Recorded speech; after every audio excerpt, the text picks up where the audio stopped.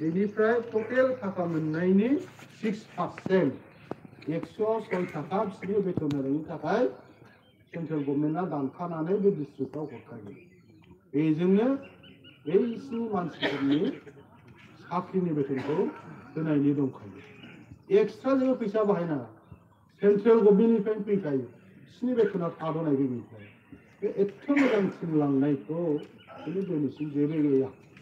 गिदिर गिदिर मोनथाम जिर' होननांगौ नाहरनायसै सोर मोनगौमोन? जोंनि बिटिसि मानसियानो मोनगौमोन। नोंसोरनि सोरबा गथ' गथाया मोनगोन, बे क'क्राझाराव मोनगौमोन, नङाबा दतमा ब्लकआव मोनगौमोन, न'खरा सोलिगौमोन, गावबो सोलिगौमोन, बेजों लोगोसे न'खरनि मानसिफ्राबो सोलिगौमोन। खुरमा गैया हास्थियाबो लोमजा साजाबा लायथ'नो मोनगौमोन। दा बेफोरनो फिसा एग्जाम्पल। थाखाया एभेलेबल दं, खिन्थु गावसोरनि प्लेन, गावसोरनि पलिसि बा गावसोर जे दहाय आदै बुंलांनाय बायदि सोरबा IAS अफिसार, सोरबा ACS अफिसारफोरखौ बिसोरजोंबो बुंहैनो हाया बा बुंनो रोङा, साहस गैया। IAS अफिसार, बे ACS अफिसार बा सेक्रेटारि दिनै बेवहाय गासिबो असमिया मानसिफोर। बेवहाय मोजां थाखा रोखोम बाहायनाय, बेवहाय डेभेलपमेन्ट मावनायनि मेक्सिमाम बे बिटिसि बासजों डेभेलपमेन्ट जानाय, बिसोर बेखौ लुबैया। जायनि थाखाय माबाफोर इसे बे EMफोर, बे जोंनि MCLAफोर, जोंनि अफिसारफोरखौ माबा मोनसे देखायनानै डाइभार्ट खालामनो हायो नामा बेनिफ्राय, बेखौ सिन्था खालामनानै नै बे लिरनाय दं, बे लिरनाय मथेब्ला बेखौ जोङो मावनो हाया, होनो हाया, बे रोखोम होननानै फरायो। अथ'स' लामाया बे नैबे CRसिम सहैनो आं सिद्दाल' थांबाबो सहैयाना, आं ओरै थांबाबो सहैगोन ना, टाइमा एसे बारा लानो हागौ। बे रोखोमथ' लामा दङ ना। बे आयेन बानायनाय, बे गाइडलाइन बानायनाय सोर बानायदों? मानसियानो बानायदों। आरो जोंनि बिटिसिआ ट्रेडिसनेलि जों बेखौ आयेन पास खालामनाय, जोंनि सामाजिक बे बिटिसि बासिनि लुबैनाय बायदि जोंनि मा रोखोम लुबैदों, जोंनि धर्म हिसाबै मा बुंदों, सांस्कृतिक बा जोंनि हारिमुआ मा जों थांनो लुबैदों, बे टाइपनि बा जोंहा बेवहाय मौखिक बाहागोबो जों आयेन बानायनो हानायनि बिटिसिआ अथ'रिटि दं। बिटिसिआ अथ'रिटि दं। 6 शेड्युल एरियायाव बरन्स भारतनि प्रधान मन्त्रि बा राष्ट्रपतियानो पारमिसन लायाबा जेबो खदाल गंसेखौनो खदाल गरसेखौनो जावनो हाया, ओरैबायदि पावार। बेखौ कनस्टिटिउसननि हिसाबै प्रटेक्सन खालामखानायखा।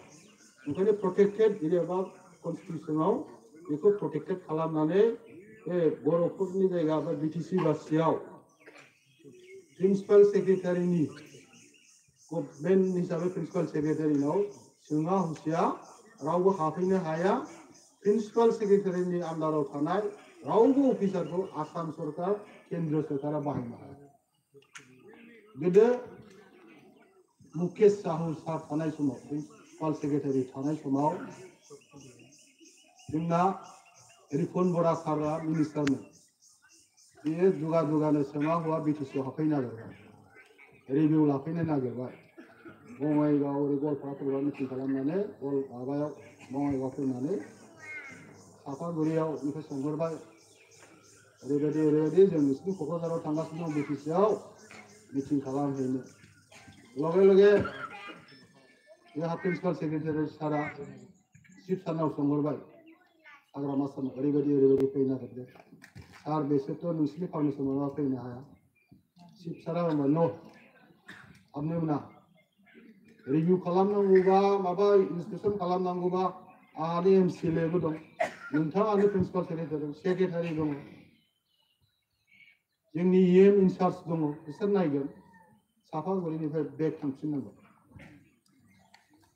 आं दहायनो बुंखादों बे जोंनि प्रटेक्टेड एरिया, जों लुबैबासो सोरबा हाबनो मोनगोन, उइदाउट पारमिसन बेवहाय हाबनो हाया। बे रोखोम पावार बिटिसिआ। दिनै बे पावारखौनो दहाय आदै जोंहा मास्टार रिटायारआ बुंलांबाय।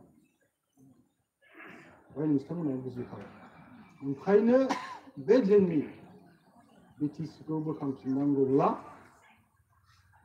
जोङो बोलोजों हाया सिलाय बारुदजों हाया खमलायनानै बुलायनानै हाया दिनैनि दिनाव डेम'क्रेसि हिसाबै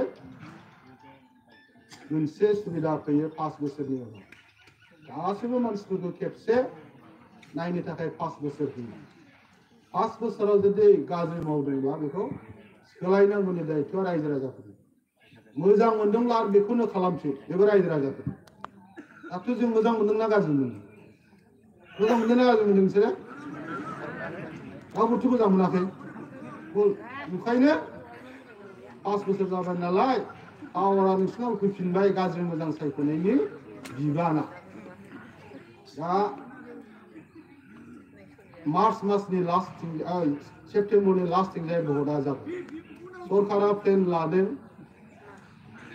आगष्टनि 16, 17, 18 हालागै नटिफिकेसन होगोन 1 मास टाइम नांगौ 1 मासनि गेजेराव जोंना मोननै फेज जागोन उदालगुरिथिं तामुलपुरखौ लानानै मोनसे फेज ओरैहाय मोनसे फेज क'क्राझारथिंजाय ओंखायनो बे 1 मासनि गेजेराव दोननानै बा 1 मासाव एकदम पुरा केम्पेइन सोलिनाय टाइम होनानै हयथ' 21-22 फेज एप्रिलनि गेजेराव जोंनि बिटिसि इलेक्सना जाहैनो हागौ बिटिसि इलेक्सना जाहैनो हागौ आरो खुनु आसरित खोथाबो नङा फैगोन 23 तारिखआव जोंनि हिज एक्सेलेन्सि जोंनि सबसे मान गोनांसिन आसामनि गभर्नर बिथाङा बिटिसि एसेम्बलि लेंनो थिनदों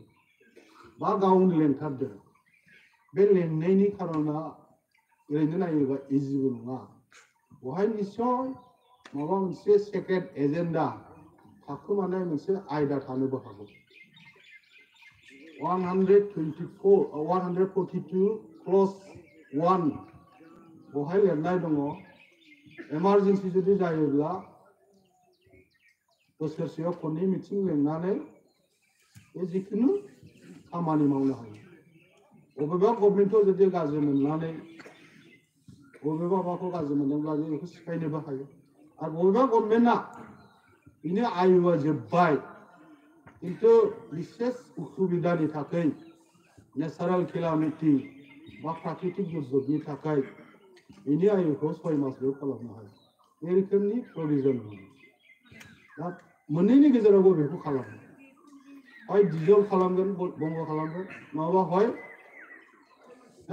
1 मासनिफ्राय 6 माससिम जायखिया मोनसे बारायनायनि प्रभिजन दं बे आयेननि सिङाव दा बेखौ खालामनो नायनि 23 तारिखआव सोर मैया मोनायाव सासे इन्टेलेक्सुयेल गुवाहाटीनिफ्राय जोंनि अफिसार सासे सिनियर एसएस अफिसारा बुंहरदों आंखौ नार्जारि दा खुनु थिग गैया नोंसिनि इलेक्सना बोरैबा जायोबा पन्चायत इलेक्सन जोबखांनायनि उनावनो नटिफिकेसन ओंखारनोबो हागौ पन्चायत इलेक्सननि रिजाल्टनि उनावनो नटिफिकेसन ओंखारनोबो हागौ बिथांखौथ' खोनादों माबा गेलेगोनबो होननाय एसे सिं रेडि जाखाबाय सानसेनि थाखाय नंगौबो बा नङाबो जानोबो हागौ खिन्थु मोनसे सर्सनिफ्राय मोनसे सर्सनिफ्राय खोनादों बेखौ दाहरे हरदे बेखौ दाहरे रेकर्ड खालामनांला बे हिसाबैबा